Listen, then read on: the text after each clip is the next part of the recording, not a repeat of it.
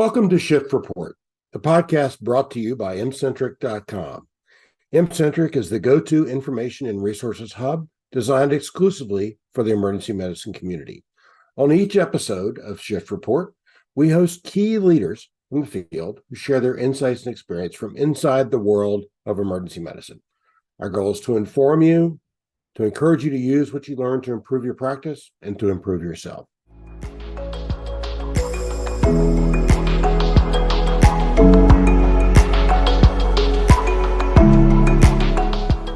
Today, we have a special guest. We welcome Elsa Arend. Elsa is not a physician, and that's a great thing. She's a former marketing executive who served Fortune 500 companies, not a low-stress environment.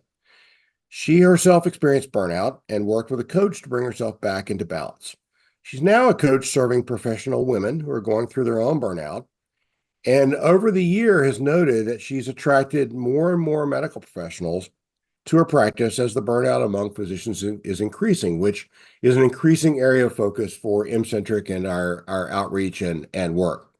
So welcome, Elsa, and I appreciate you spending time with us today. Thank you so much. I'm happy to be here. So it's great to chat. We met through some mutual colleagues who are looking at burnout and wellness within the emergency medicine community. And we read about this problem. People try to bring solutions to the problem. Tell us a bit about how you started your work and your own experiences, if you could. And then we'll talk a bit more about what you do and what you're finding. Yes. Okay. Thank you. Like I said, I went through my own sad story, my own burnout. I don't know if it was because it was the start of me creating my own family at that time, but it seemed like me being an executive and stepping into motherhood at the same time and kind of throttling the gas really brought me into this place of burnout that I just couldn't carry it all.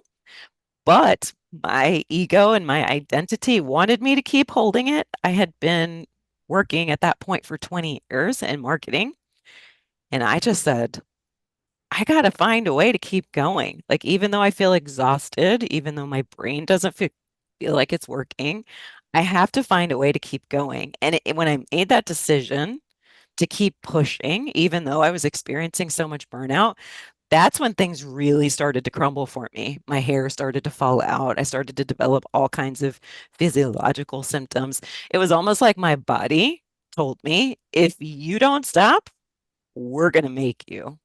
And that was a really like sobering moment. It got my attention.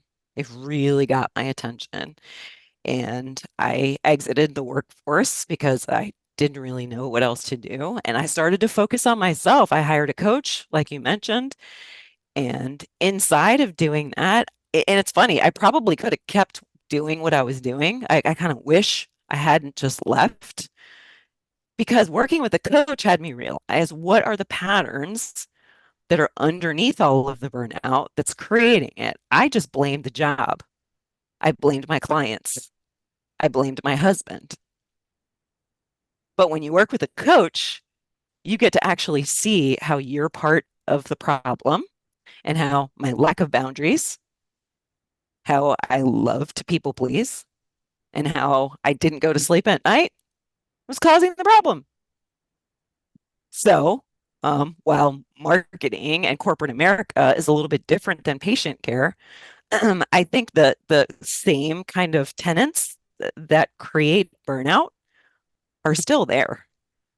So does that resonate with you as a physician? It resonates with me, and I think it probably resonates with a lot of physicians, both women and men, who who share many experiences, but women also have a unique set of experiences because of the way families and dynamics work.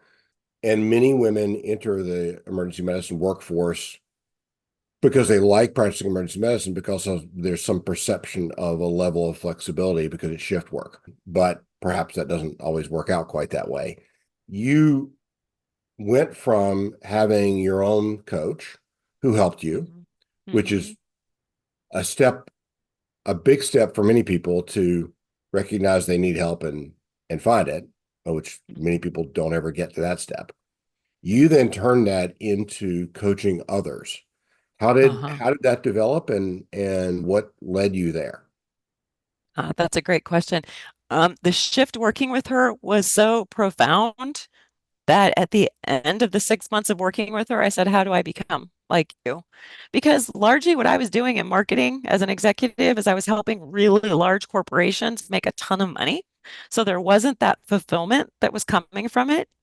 Yes, I was making a big paycheck, but like as far as like making an impact in the world, it wasn't there.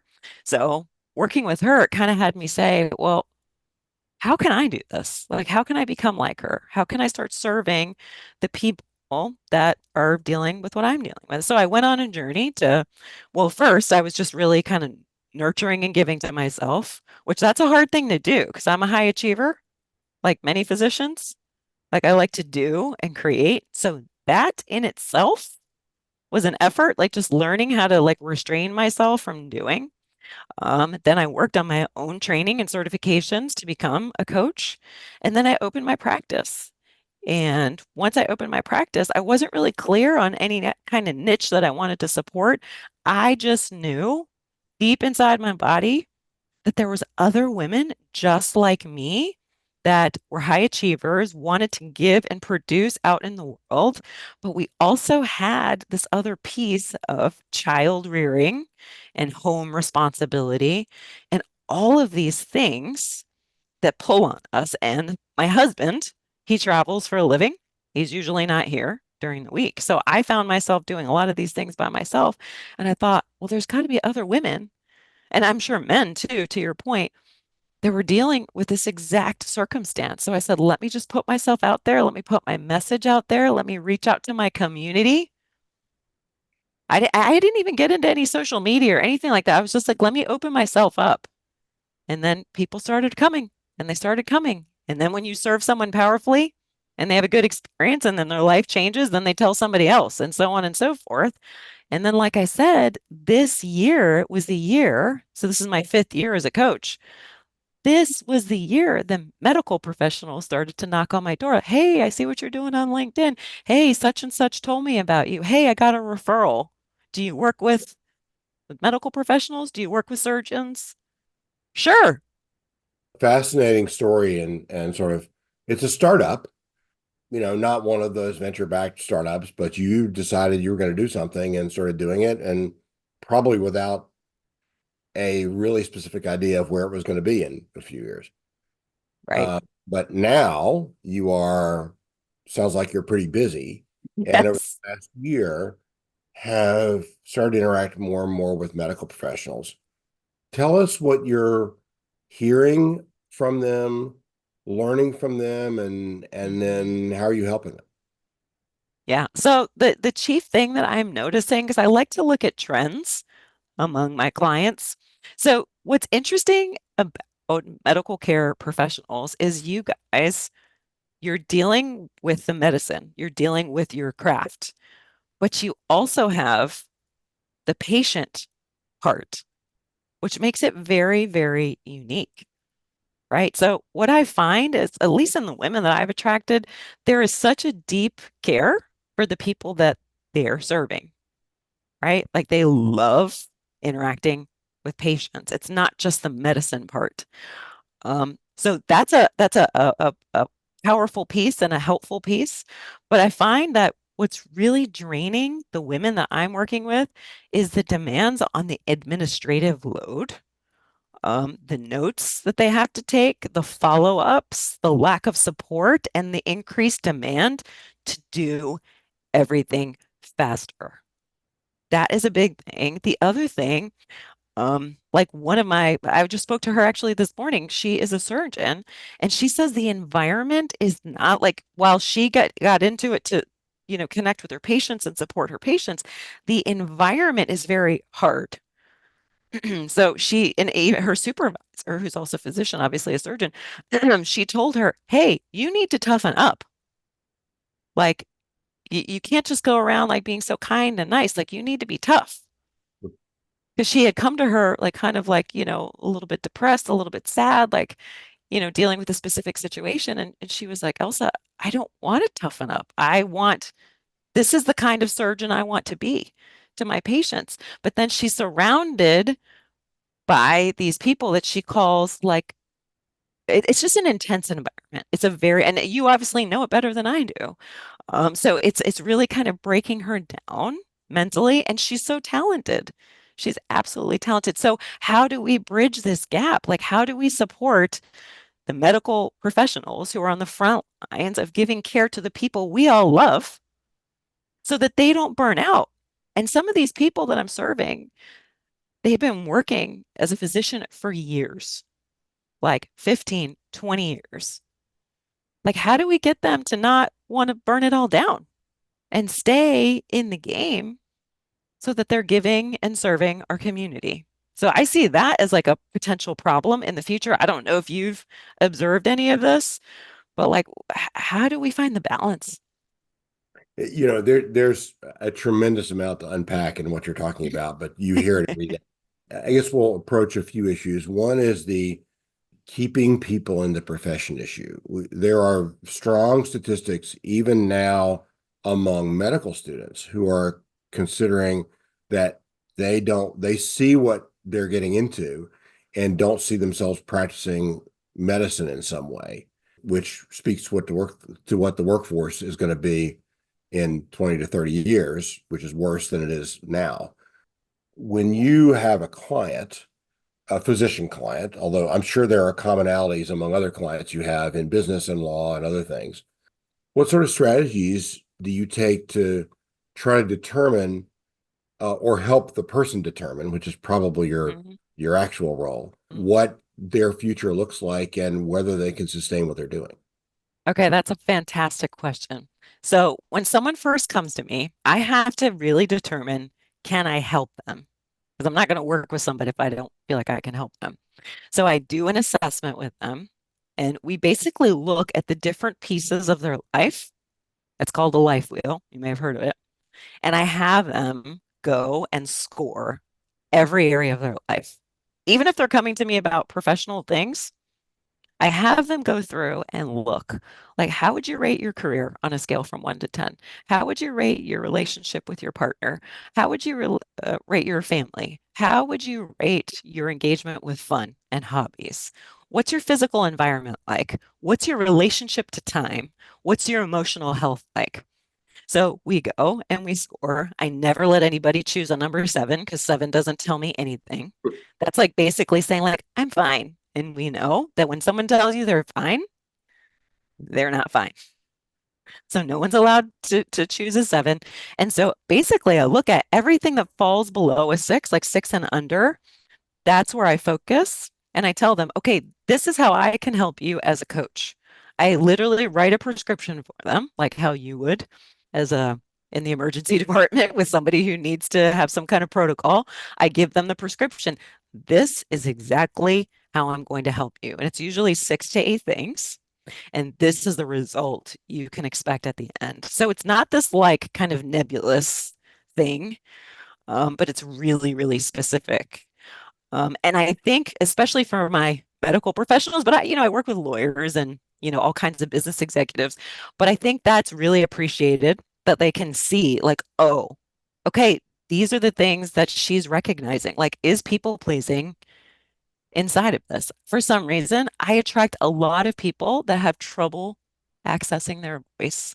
Like, they say yes when they mean no. I see that all the time. Do they have boundaries in place, like healthy boundaries? Do they engage in passive aggressive behaviors? And so we got to go underneath all of that to be able to move them forward. And I always tell people, because sometimes they're like, well, is coaching like therapy? No, it's not. And I use this distinction. A therapist is kind of like an archaeologist that's going into the past and like digging up stuff. Maybe they find an artifact or like a bone and they want to use their special brush, dust it off. Let's look at it. Let's process it. Do we have some emotions about this thing that we've seen? Okay, very good. And then we put it in its proper place and then we move forward. We don't do that in coaching. And you might know from your own experience, coaching is all about creating a vision for the future. So instead of being the archaeologist, we're actually an architect. We're creating the blueprint for the house that we want to build. We're creating our roadmap. These are the 6 to 8 things that need to happen to make this house get built. And then we're working together in an accountability structure every single week to make that thing happen. And people are usually absolutely amazed at the results that they can achieve in 6 months. I was talking on Wednesday to one of my clients. She's actually an attorney. She's the head of her practice. She's only like, I don't know, 16 sessions in, and she's like, I think you can fire me. Like, I think we're good. Like, everything that I needed to get, I got it. And I don't want to burn down my legal practice, and I'm ready to move forward.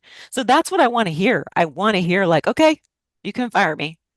That's fascinating. I think probably, in fact, certainly resonates with almost every medical professional who's going to be listening to this. You mentioned one of your clients being told she needs to be tougher.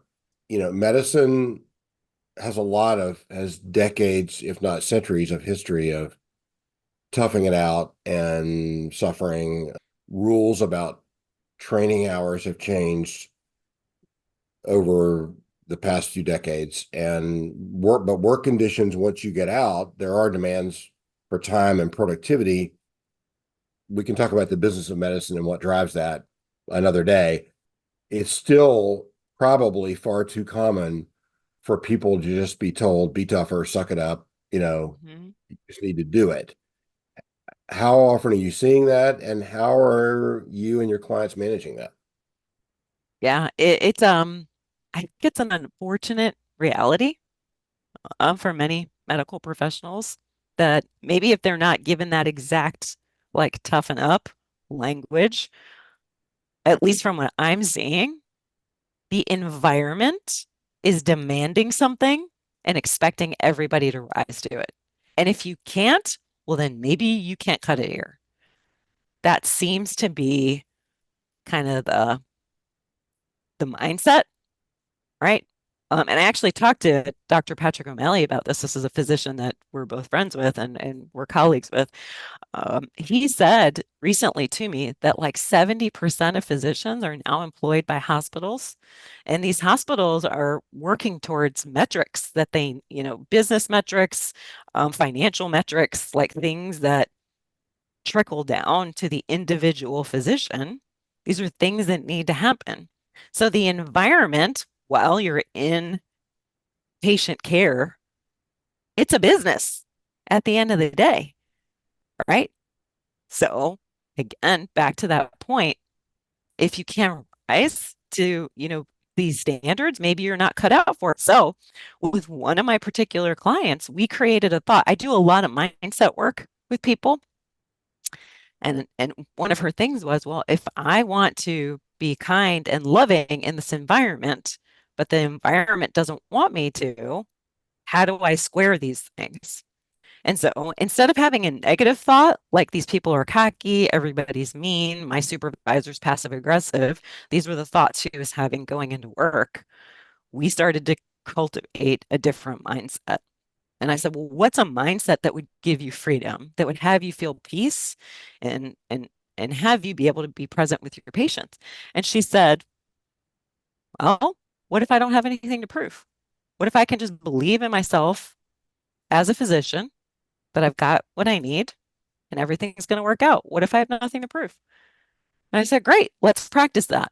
So she would go into work every day. I just checked in with her recently on this. What if there's nothing to prove? She said that thought for her is absolutely life changing. So she I think presents that's that. Yeah, go ahead. no, sorry to interrupt. I think that's a thought that would resonate with lots of people. Say, because people do go in to a shift or to, an office setting or wherever they're going to practice medicine, and are being asked to perform two metrics that in many cases aren't clinical metrics, but they're time and money metrics, which none of us got trained to do when we were in medical school, and isn't even why we got into medicine. I have jokingly told medical students in a grand rounds presentations that all of you sat across the table from somebody at some point and got asked why you want to go to medicine, and you never answered, I want to be on the right end of the supply demand curve. That was not the answer. But now you're being asked to perform as part of a business, which there's no doubt it is a business. There's money coming in and Yeah, money coming out. Expenses need to be yeah. paid and salaries need to be paid. But it is going in with the attitude, I have nothing to prove. I'm going to do what I know how to do, does sound probably for many people.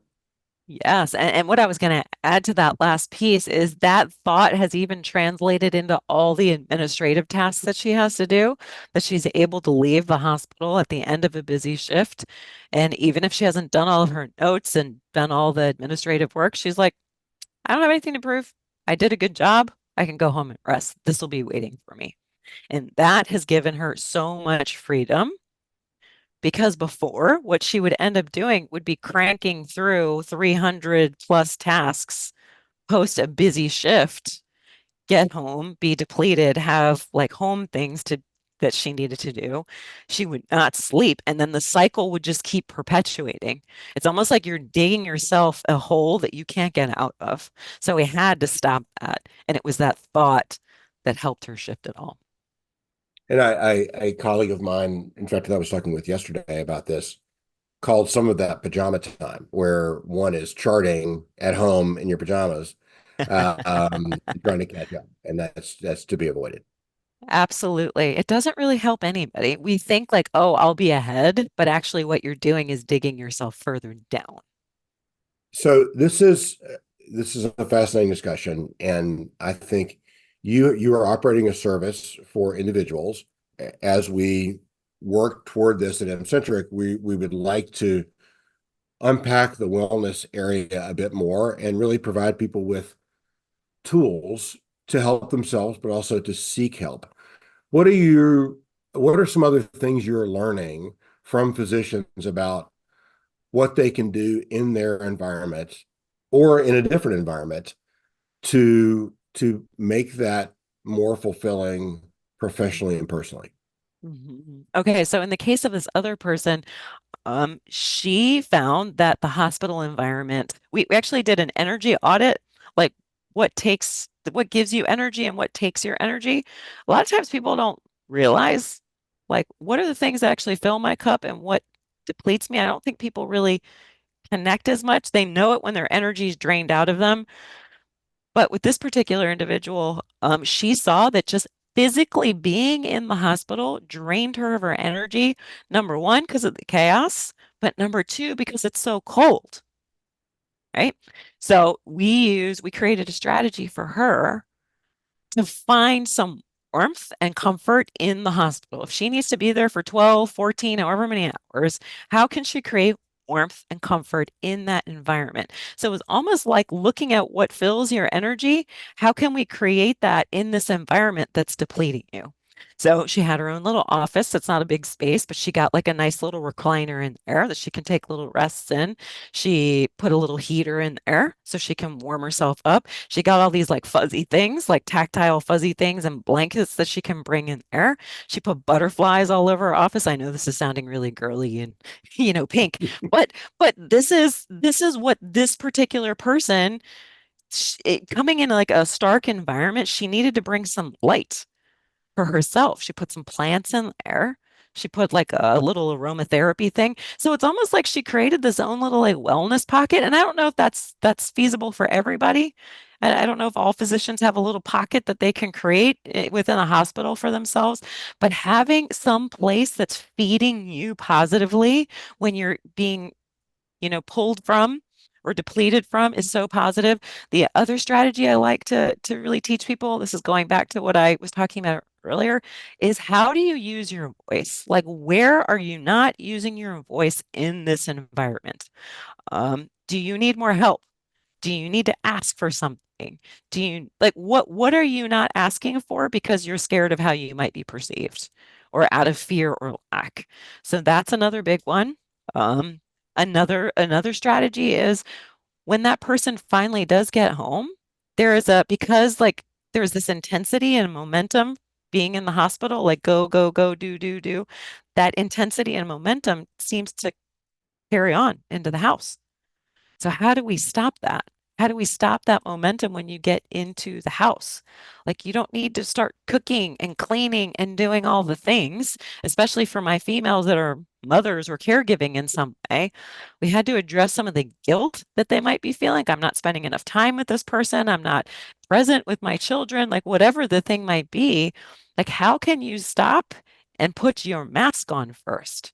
With my high achievers, that is very, very hard typically for them to do. And it just perpetuates the cycle of depletion. I also teach strategies on meditation and mindfulness and just finding ways to nurture yourself. There's so much. I mean, I can go in like a million different directions with this question, but those are kind of like some of the top level things. That's great. So you and I have talked about this a bit, almost the public health model of this, because you have a set of clients who are high performers, high achieving, Hmm. maybe mid-career, depending on how you define that, who have gotten to a point where they need help from you, from a coach. Definitely. And but they have 10, 15 or so years of history that got them there. When we Mhm. look at medical problems from a public health standpoint, we try to get ahead of them and prevent things before they happen. There's a very, this is well known in all sorts of things from car crashes to, cardiac arrest and everything, and all sorts of other things. Trying to sort of fix things before they become a problem. Um, let's hypothetically say I'm a 28-year-old female resident Mhm. who's high achieving, did really well in college, did really well in medical school, got, the dream residency I wanted, and am halfway through a residency and see probably maybe even some of your clients who are struggling and think, what's this going to be like for me in 10 years Mhm. if I want to be a really good physician who cares about people and also have personal wellness, however I define that, whether that's family, Mhm. friends, Mhm. travel, whatever it is. What would you say to that person? And realizing everybody's in a different circumstance and has different wishes, but that's a Mhm. common scenario. Yeah. Well, that's interesting to hear that because I have seen it on this side. While I haven't worked with someone who's in residency at this point in my career, I have talked to professionals who knew once they were in residency, like, oh crap, maybe this isn't for me. Maybe the pace of this is too intense. Maybe I can't handle it. So that's an interesting place to be in because obviously you've invested so much time, so much financial resources, excuse me. And like, how does one give that up? I don't think it's very common that someone would. I certainly haven't seen it on this side, but how can we support that individual so that they can keep moving forward in a way that's authentic to them? So one of the things I like to ask an individual that's faced with that, if any of you are listening and you can relate to this, I would first ask you, why did you first choose to get into medicine? What were the top three reasons you wanted to do this beyond prestige or beyond a big paycheck? Like, dig in. Like, why was this your calling? Because I feel like when people step into medicine, I feel like it's bigger than them. That's at least the sense that I've observed. Like, people feel a pull towards this. This is a call. Like, I don't know. Does that resonate with you at all? It certainly does. I think it is, and I've we all had mentors in life, and you know, a couple of mine have pointed out that there are some professions that you could actually say are a calling, and for many people that's true. For others, it's maybe just more functional and practical than that. Hmm. But there's clearly a reason why you make a choice to do something that is this difficult, that is gonna, through your 20s, create a harder life than your friends who are also the same age are going through. Hmm. With something on the far end you're headed toward, but you think it's worth it then, but maybe you're the 28-year-old resident who's wondering, am I going in, is it what I thought it was going to be? Yeah, exactly. Oh, we would revisit like what are the reasons? Like why did you get into this? And if it wasn't a calling, well, then we'll deal with that at the point that they would answer the question. But just because it's difficult in one moment doesn't mean the rest of it has to be difficult. There's always a solution. If we can lean in and find the solution and find out where we're allowing ourselves to sink, that's going to create chaos and problems. We have to patch up these holes. I almost look at it like a leaky bucket. Like, where are you leaking from? And how can we patch up the holes and bring you to this place of restoration so we don't need to throw the whole thing out? And so that attorney I was just telling you, which is different, obviously, than medicine, she she's the top of her practice. Like she is an equity partner at the very top, okay? And she came to me just in March. The first thing she said to me is, I can't do this. I'm going to quit my job. I'm in full burnout. And I have this term, I call it the burnout cliff. She's like, I'm on the burnout cliff and I'm ready to jump. So, what that means is you're burned out and you're standing on this like top of a mountain cliff experience. You have no idea what's on the other side, on the bottom, but you're willing to jump because staying in the pain of what you're experiencing is so uncomfortable. You are literally willing to burn the whole thing down.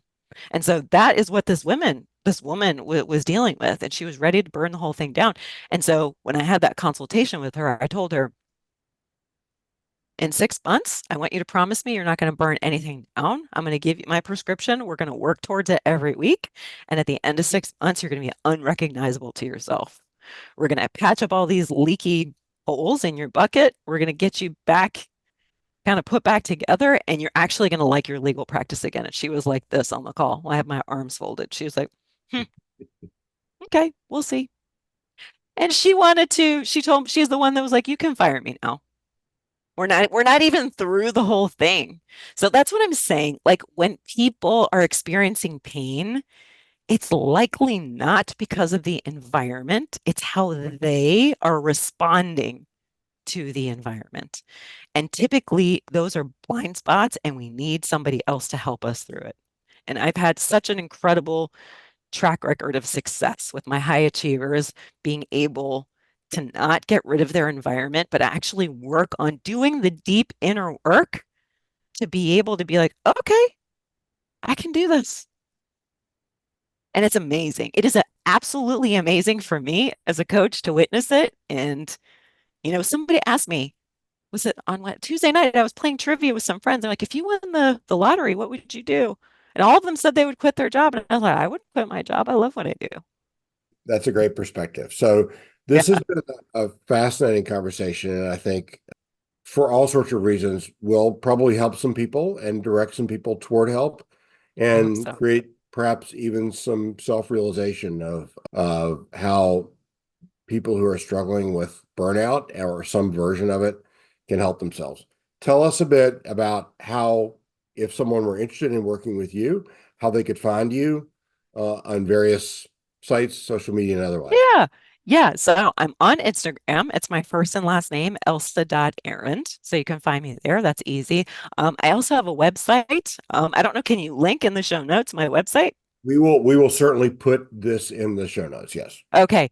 Yeah. So the website is paradigma2.com/wellness. I know that's kind of a mouthful, so look on Till's show notes to see that. And then you just hit the contact card, and then you just write me a little note. Hey, I heard you in the podcast. I'm interested in having a conversation.